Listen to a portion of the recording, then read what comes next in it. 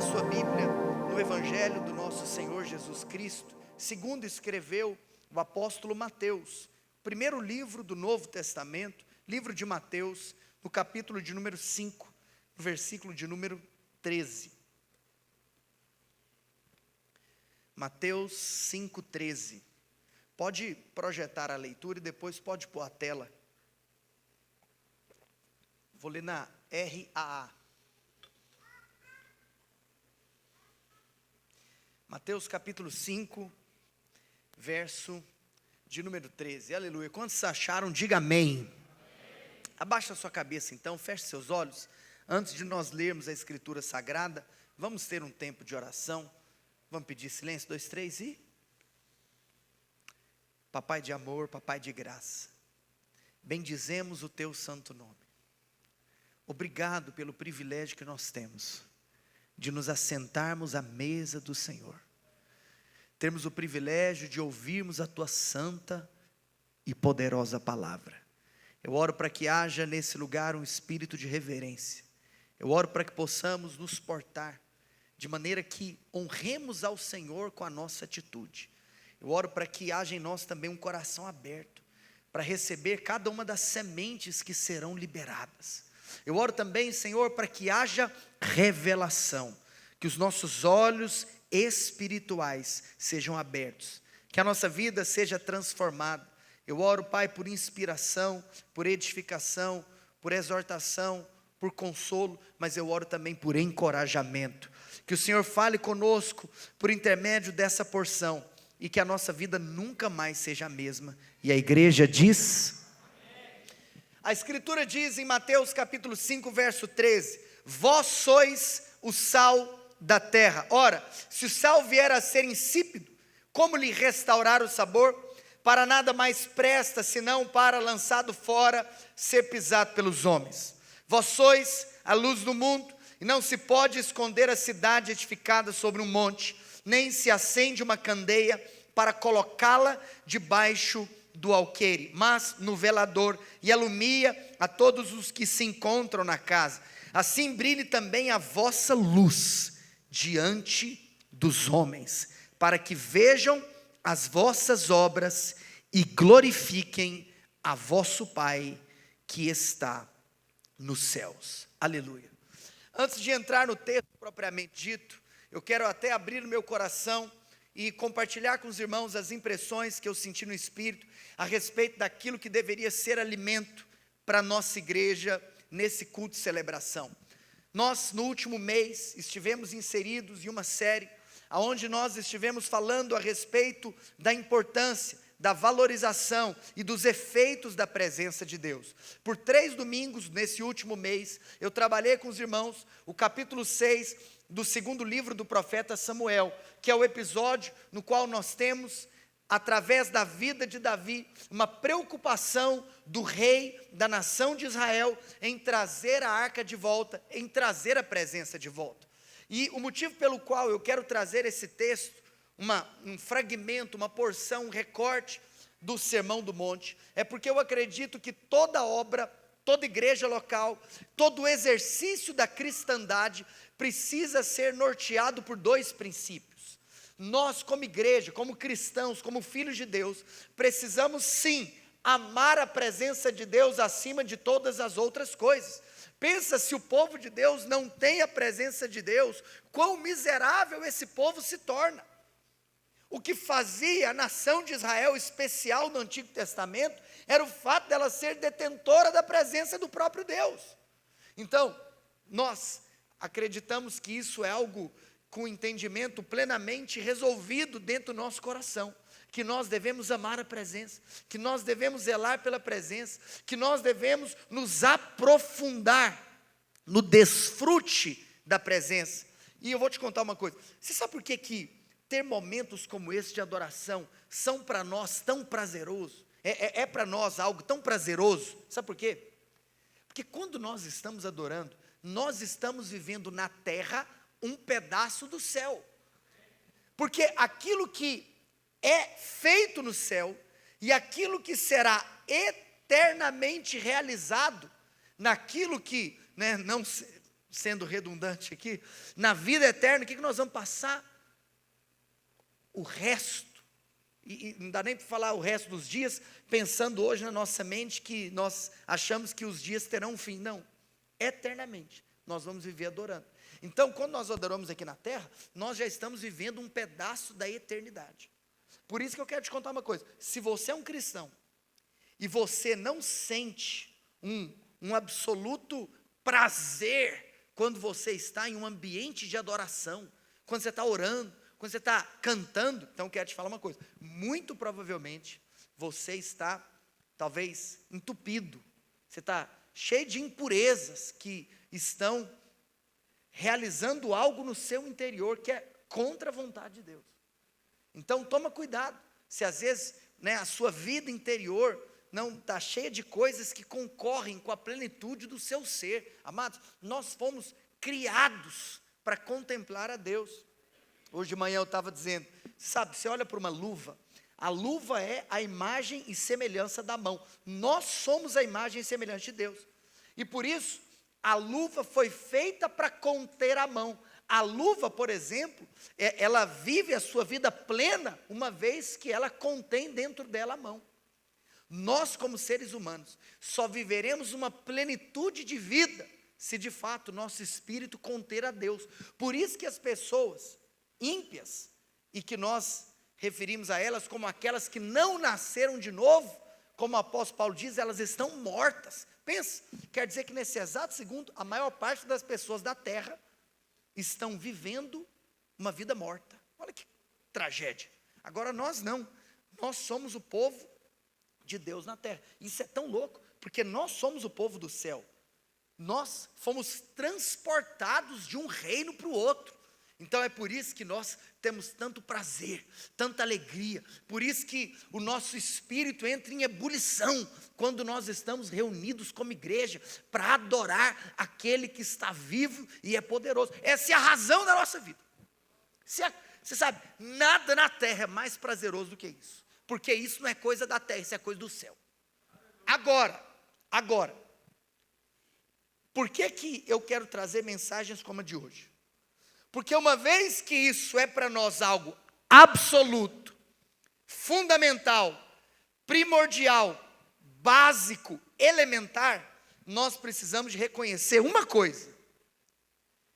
Embora somos seres celestiais, embora desejamos a manifestação real do céu, nós ainda estamos na terra. E existem coisas que nós só fazemos, só podemos fazer e só devemos fazer enquanto somos cristãos vivendo na terra. Por exemplo, a grande comissão. No céu não vai existir a grande comissão. A grande comissão que, por exemplo, engloba o evangelismo, missões, pregação do evangelho. A grande comissão não é só isso. A grande comissão não é só pregação do evangelho, porque na grande comissão você tem também discipulado, você tem também ensino, mas no céu não tem pregação do evangelho, no céu não tem discipulado, não. Lá nós chegaremos à estatura da varonilidade perfeita.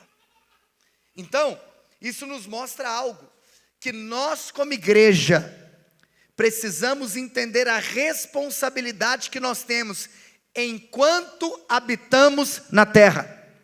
Ou seja, nós amamos, centralizamos e priorizamos a presença de Deus, mas nós não estamos fechados, ou não deveríamos estar, no nosso casulo gospel. Eu não posso simplesmente estar aqui nos caracóis dos cabelos de Jesus e esquecer que eu tenho uma missão. Então, o que eu quero trazer clareza é que uma vez que nós priorizamos a presença, nós também precisamos nos levantar e assumir a nossa responsabilidade, porque enquanto estamos na terra, nós temos uma missão para desempenhar. E sabe o que é louco? Eu pedi para você abrir Mateus capítulo 5. Primeiro nós temos que entender algo, que o evangelho de Mateus é o evangelho no qual eu e você devemos nos debruçar. Porque o evangelho de Mateus é conhecido, é chamado, é definido como o evangelho do reino. Ou seja, o evangelho de Mateus é para crente. O Evangelho de Mateus é para aqueles que já possuem o Senhor Jesus como os reis de sua vida. É como se talvez os ímpios teriam muita dificuldade para entender muito daquilo que está escrito no Evangelho de Mateus. Por exemplo, dos 4 evangelhos, e embora eu vou usar essa expressão, não quer dizer que eu estou sendo redundante, mas é só para que haja uma compreensão mais fácil. Sabe qual é o evangelho mais evangelístico? O evangelho mais evangelístico é o evangelho de João. Por quê? Porque a proposta do apóstolo João foi apresentar Jesus como Deus, como Filho de Deus. Para quem é ímpio, para quem não conhece o Senhor, eu apresento Jesus como Deus. Por isso que dos 4 evangelhos, o evangelho de João é aquele que mais narra milagres. Nenhum outro evangelho mais narra milagres do que João. O maior número de milagres está no evangelho de João, e nem é o maior dos evangelhos. O evangelho de Mateus mesmo tem 28, de João tem 21 capítulos. Mas o primeiro milagre está onde? João capítulo 2, festa de Caná da Galileia. Em João, eu vou até falar daqui a pouco, Jesus, por 7 vezes, ele faz uma afirmação de quem ele é. Eu sou o pão da vida, eu sou a luz do mundo. Daqui a pouco eu te falo as 7 declarações que Jesus diz que ele é. Em João, o próprio Cristo evangeliza. João capítulo 3, ele está evangelizando Nicodemos meia-noite. João capítulo 4, meio-dia, ele está evangelizando aquela mulher samaritana no poço de Jacó. Agora, Mateus não. Mateus é o evangelho do reino. Inclusive, olha que interessante, Mateus capítulo 5, nós estamos falando do sermão mais famoso pregado por Jesus.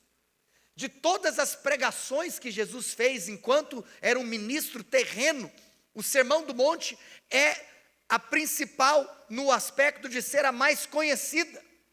E foram necessários 3 capítulos da palavra de Deus para trazer aquilo que Cristo pregou nesse dia.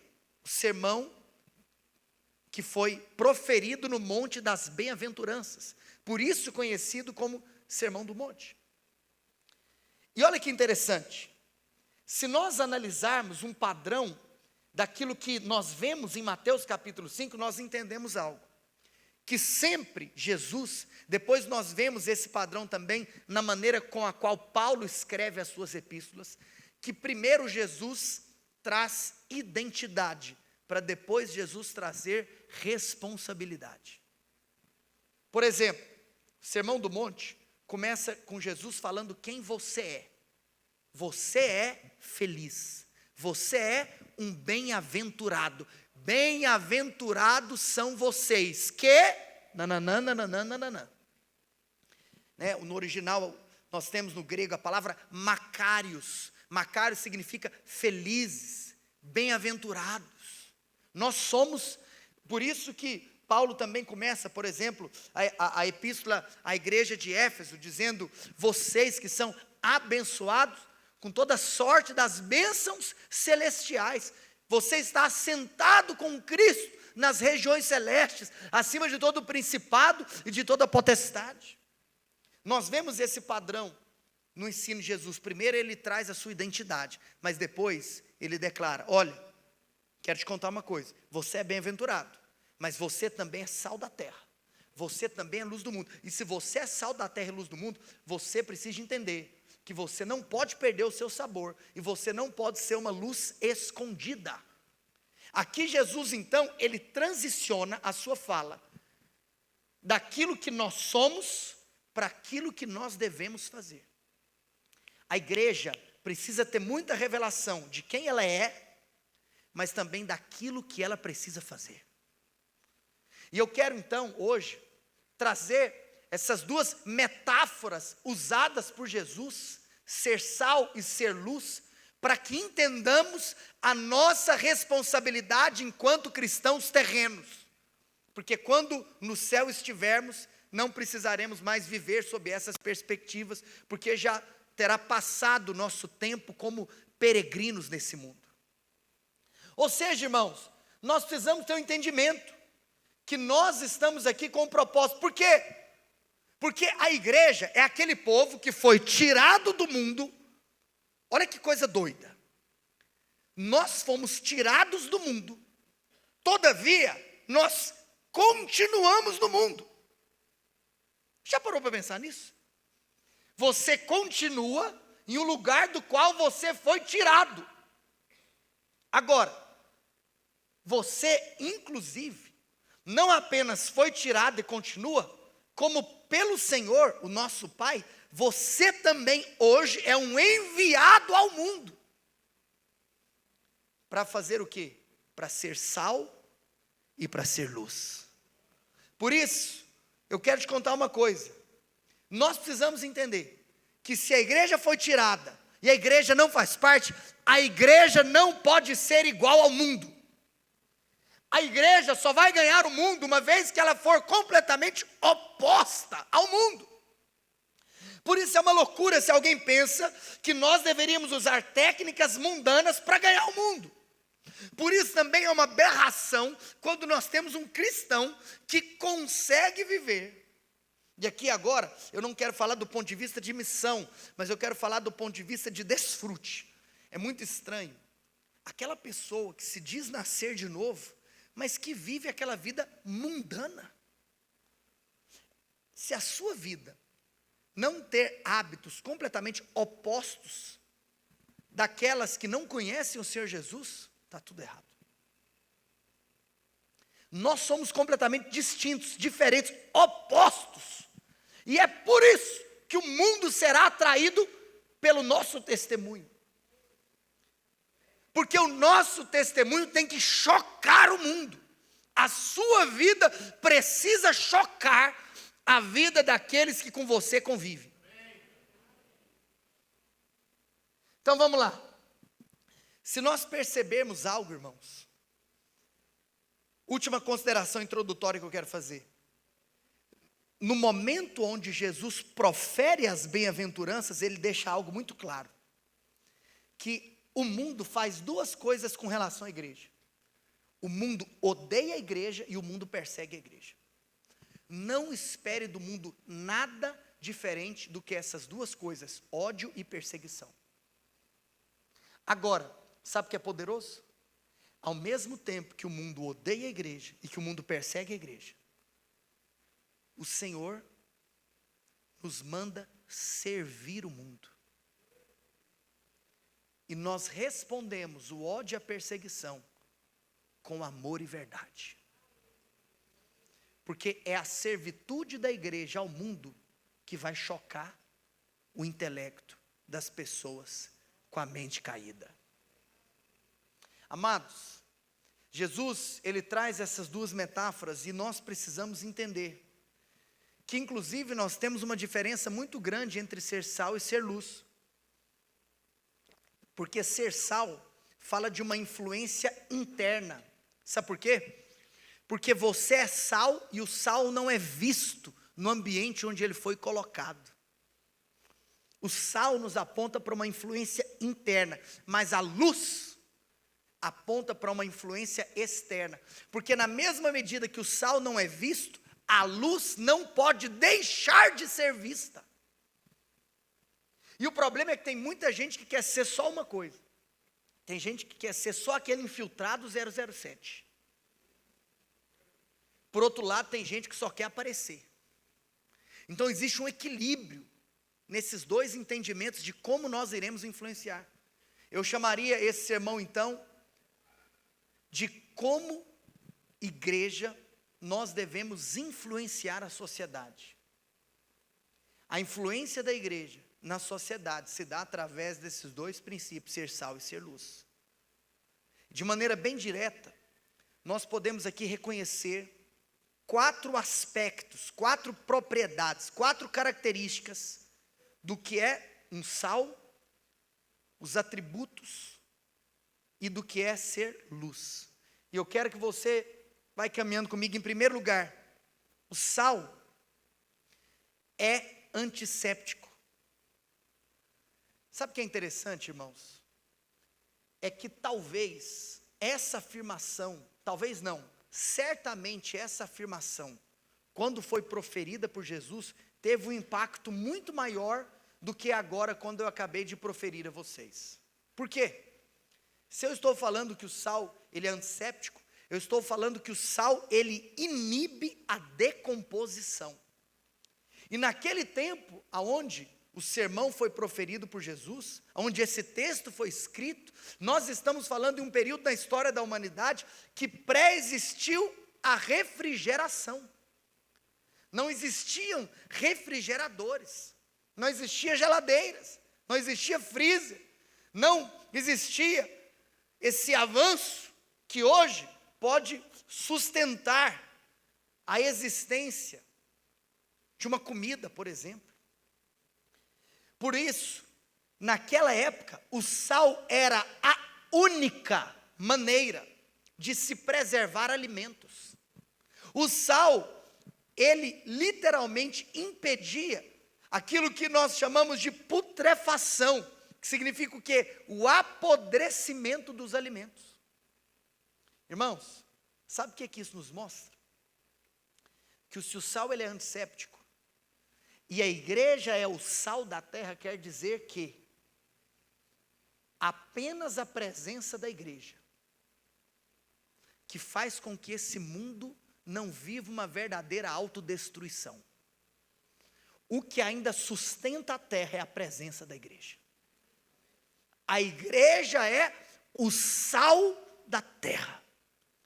Esse mundo só já não apodreceu mais porque tem igreja.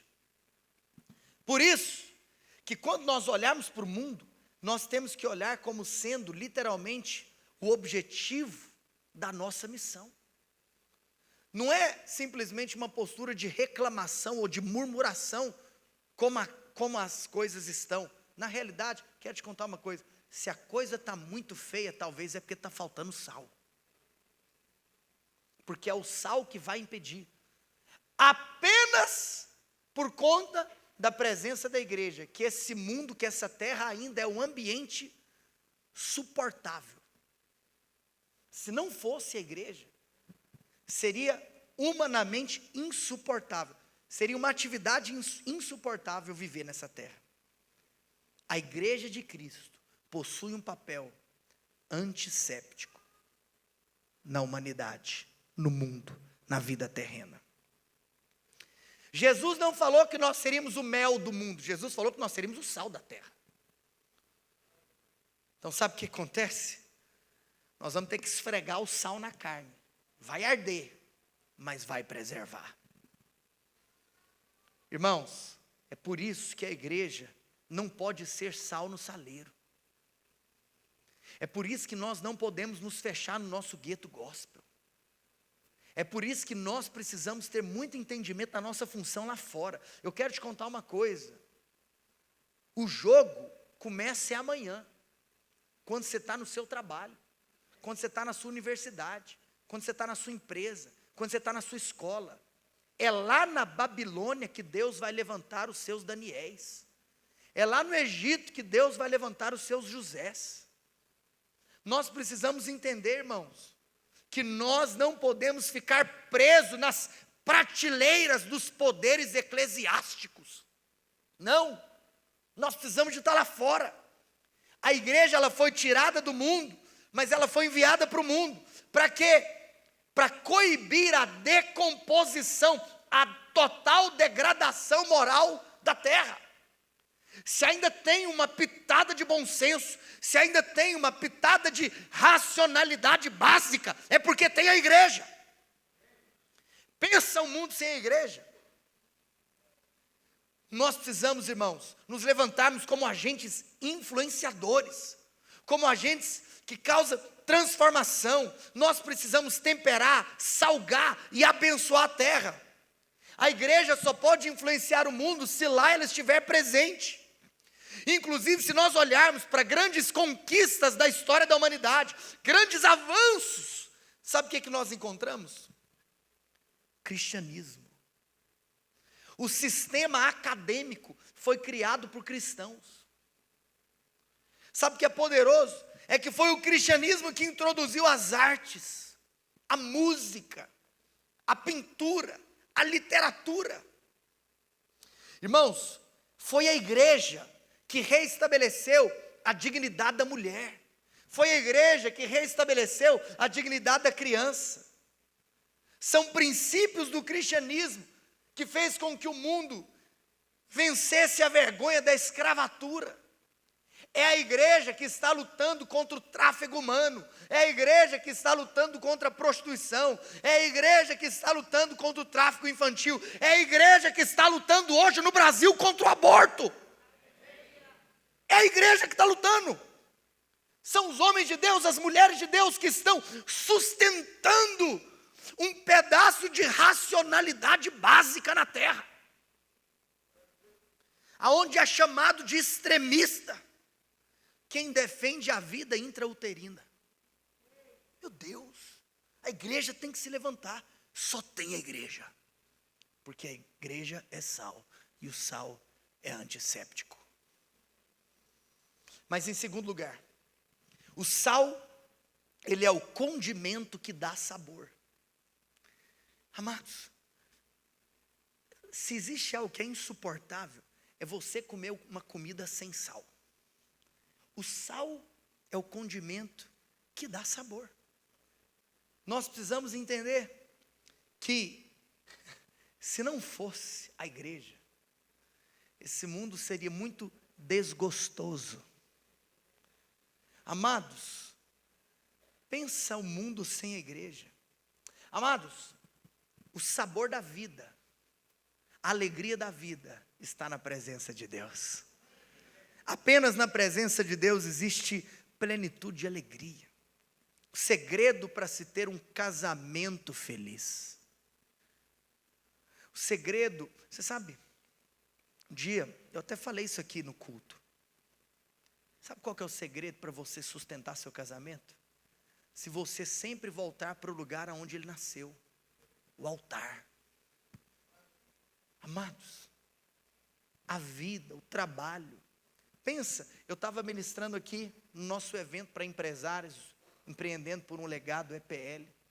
E eu trouxe conceitos cristãos a respeito do trabalho. Eu trouxe a ressignificação baseada em uma cosmovisão bíblica do que significa trabalhar. Está no YouTube, no canal da nossa igreja. Depois ouça. Amados, nós podemos trabalhar amanhã sob uma perspectiva que ninguém mais na terra consegue trabalhar. É por isso que nós devemos ser alegres no trabalho, feliz, exultante, porque nós temos a presença de Deus, e o sal é o condimento que dá sabor. Nós apresentamos Jesus, irmãos, a razão, a alegria, tudo.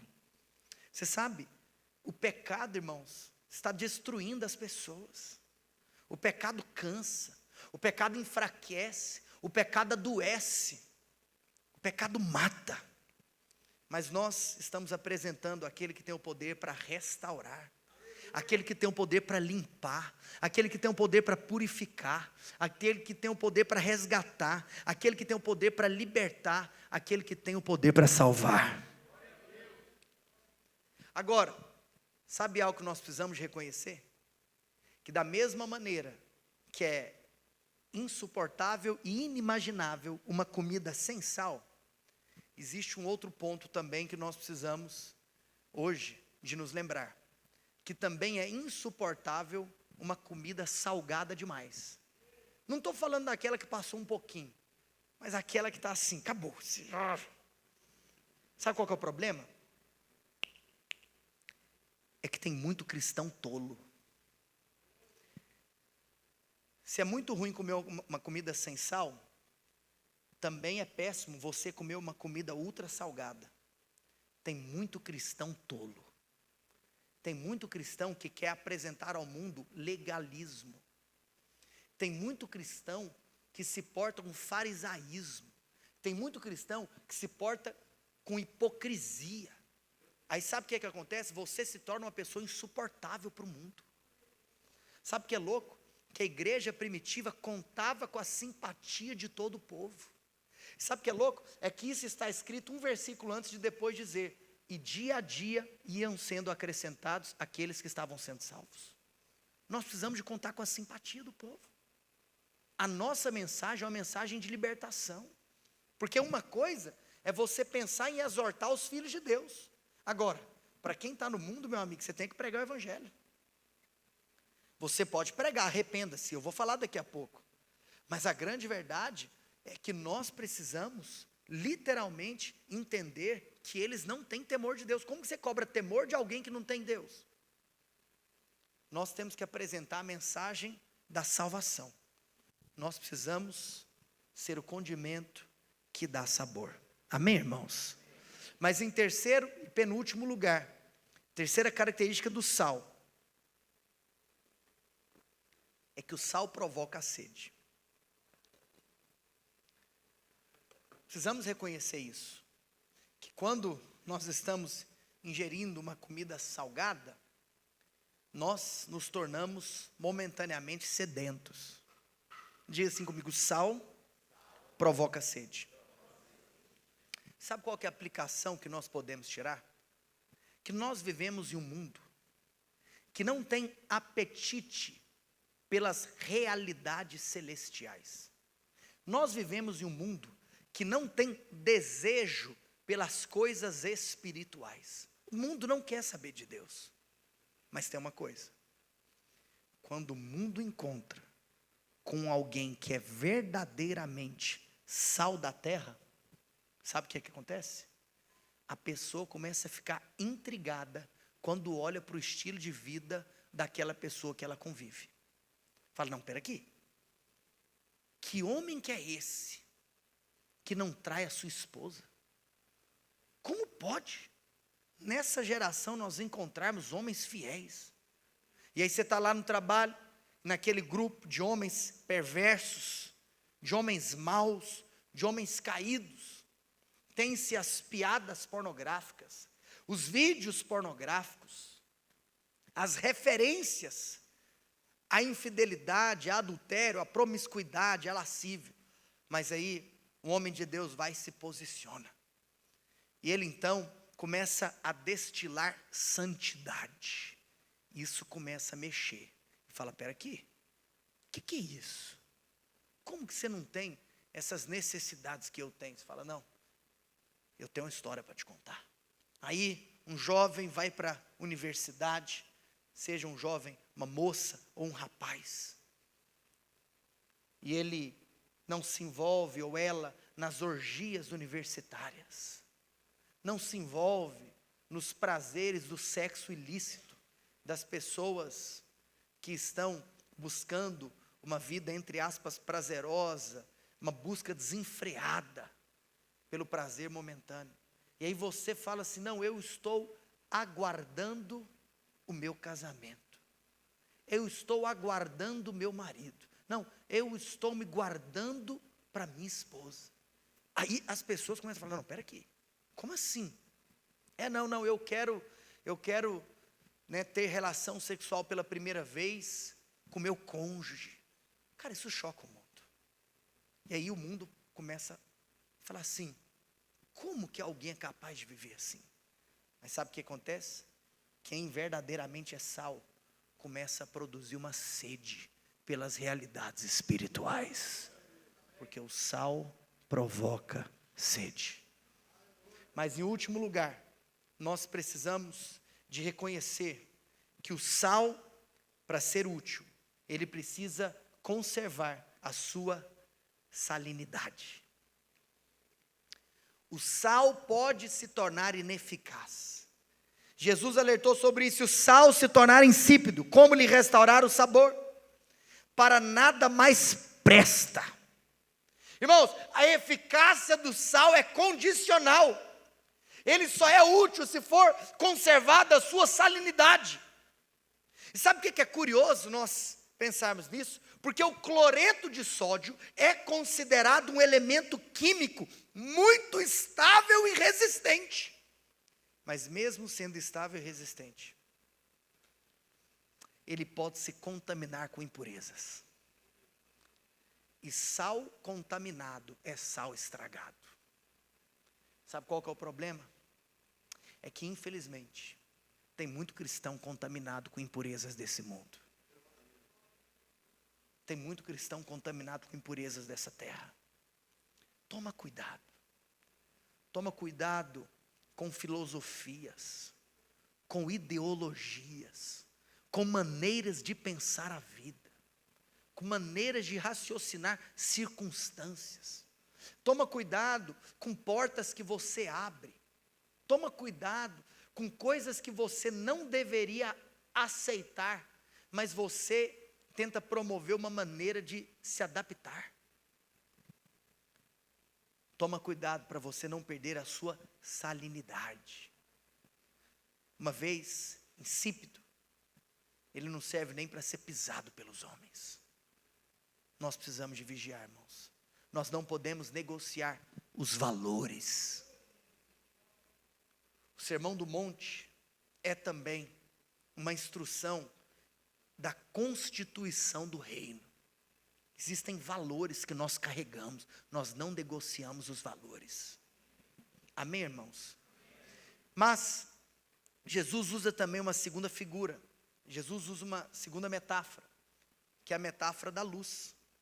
E ele diz que no verso de número 14, vós sois a luz do mundo.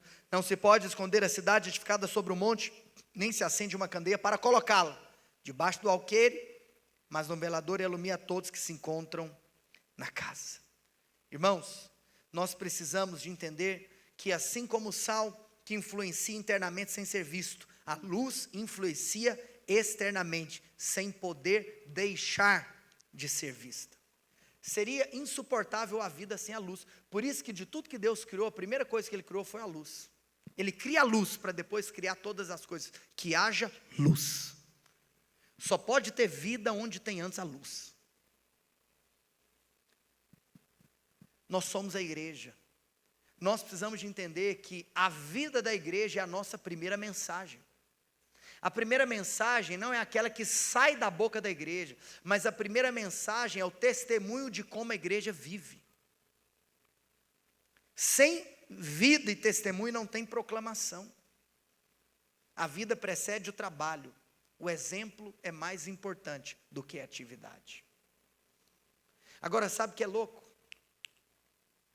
Que assim como o sal pode perder a sua salinidade, a Escritura diz que a luz não pode estar escondida. E a Escritura nos fala a respeito de dois lugares que podem abafar a sua luminosidade. Em primeiro lugar, a luz não pode estar escondida debaixo do alqueire. Em segundo lugar, a luz não pode estar escondida debaixo da cama.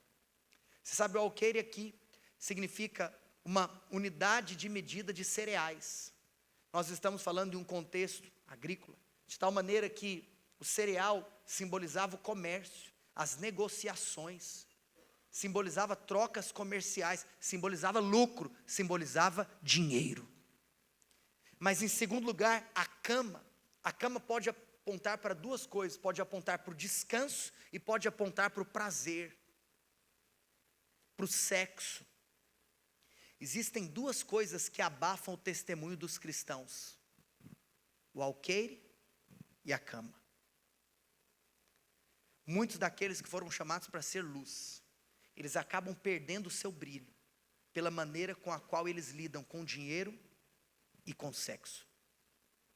Essas são as duas coisas que destroem o testemunho dos cristãos: dinheiro e sexo. Vigia.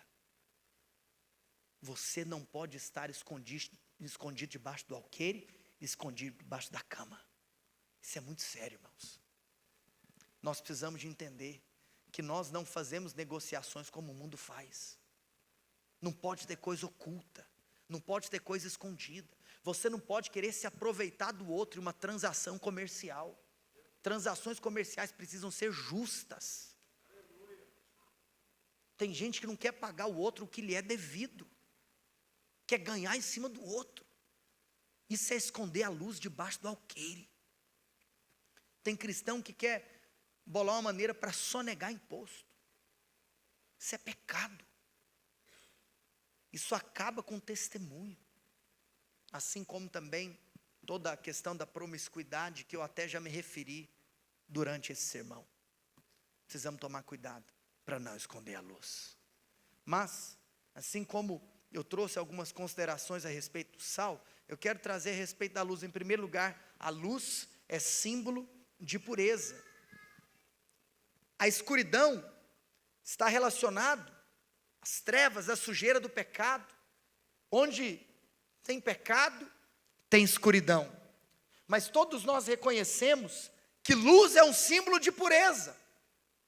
Nós reconhecemos que nós mesmos usamos essa expressão: Senhor, traga luz sobre as trevas, porque onde tem luz, a sujeira do pecado é exposta.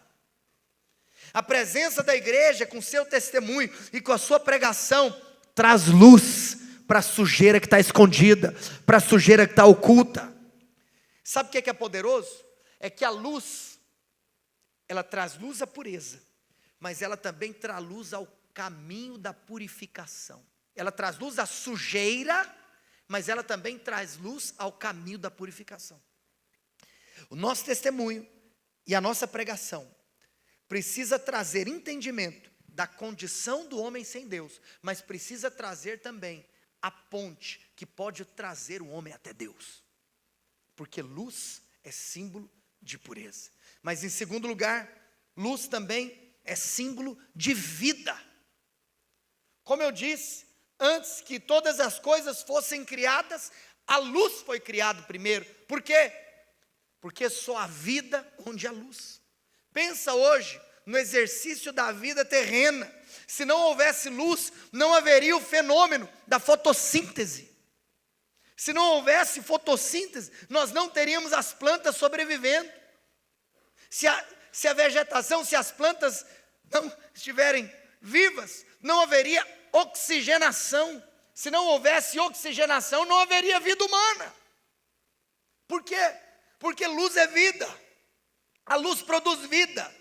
A igreja precisa brilhar, é a igreja que traz vida. E à medida que ela brilha, ela resplandece a glória de Deus, que é a verdadeira luz que ilumina todo homem. Eu disse para você na introdução desse sermão, que o Evangelho de João, e aqui eu quero trazer um entendimento sobre o que é nós sermos considerados luz também, uma vez que luz é vida, é um símbolo de vida, um símbolo de pureza e um símbolo de vida. Jesus, no Evangelho de João, ele traz 7 afirmações a respeito de quem ele é. Ele diz: eu sou o pão da vida, eu sou também a luz do mundo, João capítulo 8.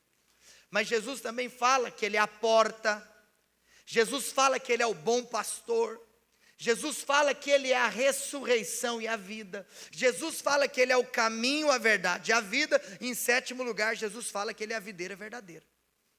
Mas das 7 afirmações que ele diz quem ele é, apenas a afirmação de que ele é luz, ele decidiu compartilhar com a igreja. Ele não falou que a igreja é o pão, ele não falou que a igreja é a ressurreição, ele falou que a igreja é luz. Então, você percebe que ele disse em João 8, eu sou a luz do mundo. Mas em Mateus 5 ele fala, vós sois a luz do mundo. Então, espera aqui, quem que é a luz? É ele ou somos nós? A igreja, ela é um verdadeiro luzeiro para a terra. Mas você sabe qual luzeiro que a igreja é? A lua. Apenas ele é o sol da justiça. O sol brilha, sim ou não? Por quê? Porque ele tem luz própria. A lua brilha, sim ou não? Deixa eu te contar uma coisa. Por um lado, por um aspecto, a lua até brilha. Mas por que ela brilha? Não é porque ela tem luz própria. Porque ela reflete os raios solares. Deixa eu te contar uma igreja. Deixa eu te contar uma coisa. Thales, eu estou te vigiando. Deixa eu te contar uma coisa. A igreja, ela não tem luz própria. A igreja só brilha quando ela reflete os raios daquele que é o sol da justiça. Nós somos a luz do mundo, à medida que nós resplandecemos a glória de Deus. Mas em terceiro lugar, se a luz é um símbolo de pureza e um símbolo de vida, em terceiro lugar, ela também é um símbolo de direção. Quando você está lá, viajando de férias, para a praia, pouca gente recebe. Aí você, na hora do... E aí você vai de avião, junto com a Ana Paula Valadão, deixa quieto, deixa. E aí, naquele momento do pouso, né, tem gente que não entendeu nada, maravilha, tá valendo também, é só um meme. Quase que eu imitei a voz dela aqui agora. Se abre a janela, no momento do pouso. Sabe o que é interessante? Se você abrir a janela, no momento de um pouso, de um voo noturno, sabe o que você vai perceber? Que nas margens da pista, você tem luzes que delimitam o lugar que o piloto deve, de maneira segura, pousar o avião. Por quê? Porque a luz, ela tem poder para trazer direção. Nós precisamos entender, irmãos, que no nosso caso, somos dirigidos pelo Espírito Santo. Mas com relação à sociedade, é a igreja que aponta a direção. Nós temos a resposta. Nós temos o caminho. Somos nós que devemos apontar o caminho pelo qual a sociedade e a humanidade deveriam andar. O problema é que hoje você tem uma igreja covarde. E o problema é que hoje você tem uma igreja que apenas quer responder necessidade. Deixa eu te contar uma coisa, irmãos. Nós não podemos vir para a igreja apenas para querer responder uma necessidade. Sabe o que é louco? Vou abrir um parênteses aqui. Saul, ele um dia sai para procurar as jumentas de Quis, seu pai. Naquele momento que ele não estava achando, e que ele pensou em voltar, porque ele ficou com medo de que o seu pai se preocupasse com ele, pensando assim, nossa, agora eu não perdi só as jumentas, eu perdi meu filho também. Um servo do seu pai que estava com ele, falou assim, vamos fazer o seguinte, antes de ir embora, vamos passar na casa de um profeta, porque tem profeta nesse lugar. E eles então vão para a casa de Samuel. Mas o que tinha acontecido? Um dia antes, Samuel recebe uma palavra de Deus em oração. Amanhã, uma hora dessa, vai chegar um camarada aqui, e esse camarada você vai ungir rei. Saul não sabia de nada. Ele chega por conta de uma necessidade, mas ele recebe a unção de um destino. A igreja precisa parar de andar por necessidade, precisa começar a se portar através de um destino. Nós não somos um lugar para responder apenas a sua demanda, nós somos um lugar para liberar o seu destino. E uma vez que você não vem para a igreja apenas para o suprimento da sua necessidade, mas para o recebimento da sua identidade, você se porta como um proclamador do direcionamento para onde a terra deve ir. Nós somos a luz do mundo, e é a luz que dá a direção. Vamos parar de sermos um povo reacionário, e nós precisamos começar a virar o jogo. Tem gente que quando olha para aquele texto, e eu já disse isso aqui várias vezes, eu vou passar o resto da minha vida falando. Quando olha para Mateus capítulo 16 e pensa, as portas do inferno não prevalecerão contra a igreja. Fica pensando que, ai, tadinho da igreja, eu estou aqui escondido das bombas do inferno. Não, meu filho, porta não ataca ninguém. Tem gente que só quer enxergar esse texto na ótica da defesa dos valores. É nós que temos que atacar com o evangelho. Nós defendemos sim valores, mas nós temos que atacar primeiro. As portas do inferno vão prevalecer, não é no aspecto de que nós estamos na defensiva. A porta não ataca ninguém, ao contrário, é nós que vamos chegar e meter o pé na porta. E aí as portas do inferno não vão prevalecer contra uma igreja aguerrida, forte, ousada, convicta. Porque é a igreja que aponta a direção. É nós que vamos definir os rumos da cidade de Goiânia. Somos nós que iremos definir os rumos da nação brasileira. Não importa o que está acontecendo na América Latina, não importa o que está acontecendo no hemisfério sul. No Brasil vai ser diferente, por quê? Porque no Brasil tem uma igreja viva. No Brasil tem uma igreja que é a verdadeira luz do mundo, que não se escondeu debaixo dos prazeres dessa vida, e nem da ganância pela conquista material. Nós somos a luz, e nós trazemos a direção. Aqui vai ser diferente. Nessa cidade vai ser diferente. Nós vamos começar a ver índices socioeconômicos em Goiânia sendo alterados. Nós vamos começar a ver índices. Eu quero te contar uma coisa. Louva a Deus por bons governantes. Louva a Deus. Está todo mundo elogiando a segurança pública do estado de Goiás. Glória a Deus. Mas eu quero te contar, é porque tem gente convertendo, é porque tem gente nascendo de novo, é porque a igreja está salgando, é porque a igreja está sendo luz do mundo. Que o Senhor levante bons governantes. Mas eu quero te contar uma coisa: quem vai definir a parada somos nós. Mas, em quarto e último lugar, além de ser símbolo de direção, também é símbolo de alerta. Sabe por quê? Eu falei, se você viajar à noite de avião e abrir a janela, na hora do pouso, você vai ver a luz trazendo direção. Mas também se você viajar à noite de carro, você sabe, as estradas brasileiras não estão no melhor estado de conservação que elas poderiam estar. De vez em quando, para não dizer de vez em sempre, você tem uns buraquinhos. Mas você já viu quando talvez tem um buraco tão grande uma estrada, que é uma verdadeira cratera, que então eles precisam de colocar uma sinalização, e à noite essa sinalização brilha, para então trazer orientação aos motoristas de que ali eles não podem estar. E então essa sinalização, ela tem literalmente o símbolo de alerta. A igreja é luz do mundo, porque é ela que traz o alerta para o mundo. Vou te contar uma coisa. Sabe qual é a mensagem que precede a vinda de Cristo? É a mensagem de João Batista. Hoje, a igreja precisa se comportar, não no aspecto da leitura dos tempos e estações, mas no aspecto profético, nós devemos nos comportar como João Batista, anunciar que Ele está chegando, anunciar que Ele está vindo. Arrependam-se, pois é chegado o reino dos céus. Arrependam-se, porque Jesus está voltando. Nós precisamos de trazer alerta para o mundo, precisamos trazer alerta. Nós que faremos isso.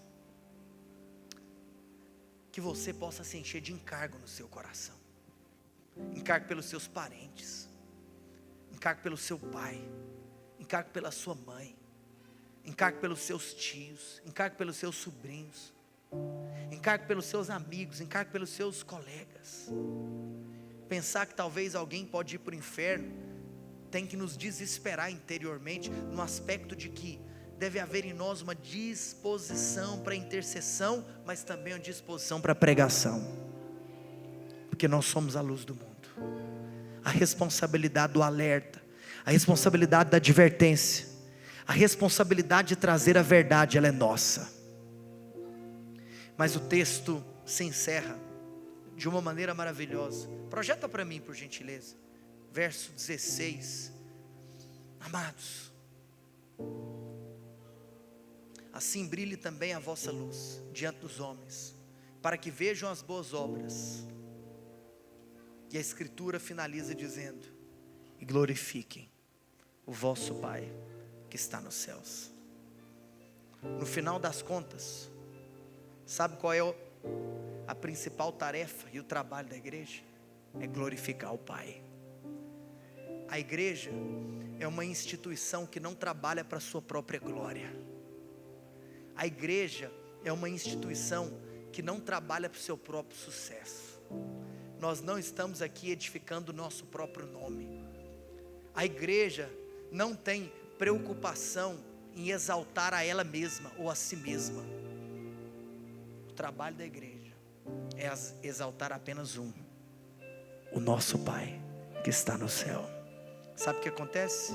Quando você tem um testemunho público saudável, quando você não é um sal no saleiro, mas pelo contrário, você não se torna insípido, você continua temperando a terra,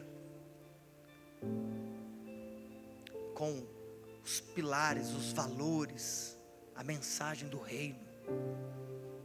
Amados, nós vamos começar a mudar a realidade da qual nós estamos inseridos. Toda necessidade que você vê no mundo, talvez Deus vai te oportunizar para que você veja, para que você seja um instrumento de restauração.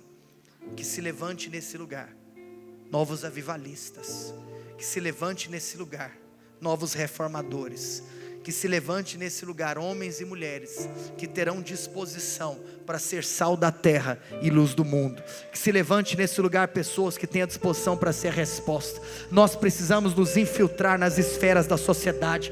Que se levantem aqui pessoas que entendem que as suas profissões são na realidade meras plataformas para que você possa exercer o sacerdócio que lhe é devido. Deus não te colocou onde você está à toa. Que aonde você passar, você possa com o seu testemunho temperar o ambiente, que você possa ser luz do mundo, que você se levante com ousadia. Você é Daniel na Babilônia, você é José na casa de Potifar. Eu vejo uma verdadeira onda de santidade vindo sobre nós, aonde pessoas assim como José vão dizer não para o pecado, vão se posicionar radicalmente contra as propostas do inferno. Se você é essa pessoa, fique em pé onde você está.